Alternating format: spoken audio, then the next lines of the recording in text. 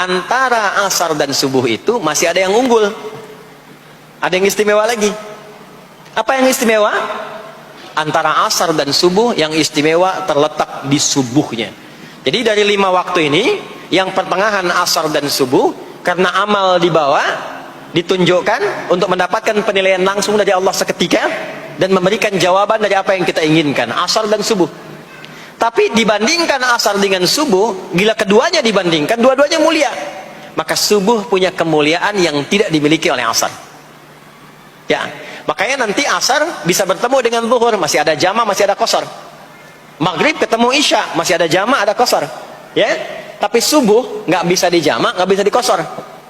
Ya, makanya subuh letaknya jauh, ke isya jauh, ke zuhur jauh.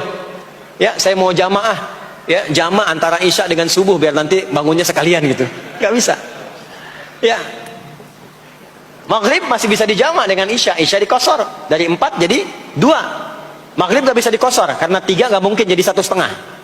Ya, zuhur udah 2, masa mau dikurangin lagi? Subuh udah 2, gak mungkin dikurangi lagi. Maka dari itu subuh menyendiri sendiri. Nah, ada apa kemuliaan di subuh itu? Maka turunlah Quran surah ke-17 ayat 78 yang tadi saya bacakan di awal. Aqimis salata liduluki syamsi ila ghasaqil lail. Sampai sini zuhur sampai isya. Dulu kisyamsi tergelincir matahari itu zuhur. Sampai ghasaqil lail tiba malam itu isya. Lalu ditutup ujungnya wa qur'anal fajr. Khusus untuk subuh itu ditambahkan selain salat ada bahasa Quran di Quran sendiri. Khusus untuk subuh redaksinya ditambahkan dengan Quran. Apa itu Quran? Halo?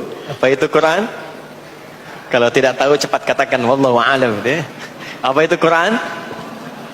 Wallahu a'lam. Ada Quran, ada Al-Quran. Ada Quran, ada Al-Quran.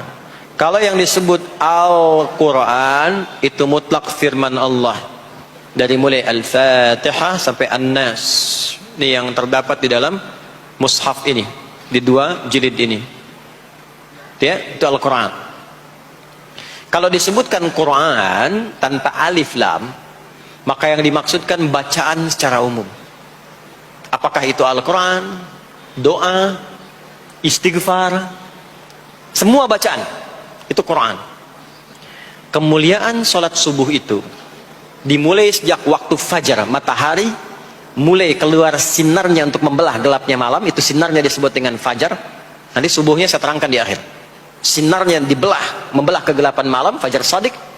Maka pada saat itu bukan hanya sholatnya yang punya keistimewaan seperti sholat asar tadi, tapi semua bacaannya langsung dijawab seketika oleh Allah Subhanahu wa ta'ala, dipersaksikan oleh seluruh malaikat dan dijawab langsung oleh Allah Subhanahu wa ta'ala. Jadi kalau Anda berdoa, maaf, doanya lebih cepat terkabul kalau dipanjatkan dengan cara yang benar dan khusyuk. Kalau Anda istighfar, langsung dijawab. Kalau kita baca Quran, pahala langsung dituliskan berlipat. Itulah kemuliaan waktu fajar. Jadi Allah sendiri yang menyampaikan, bukan cuma sholat yang penting, semua bacaannya itu langsung didengar, langsung direspon, langsung dipersaksikan.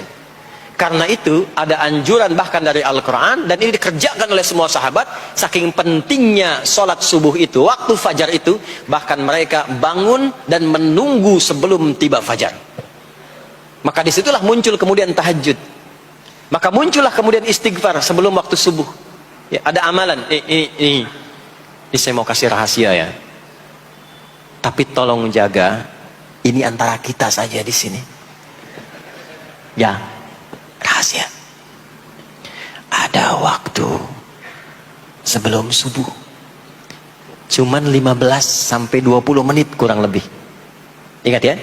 Kalau dikonversi sekitar 15 sampai 20 menit waktunya. Namanya waktu sahar. Sahar. Jamaknya ashar. Jamak itu karena setiap hari oleh Allah dikasih itu. Sahar. Jamaknya ashar.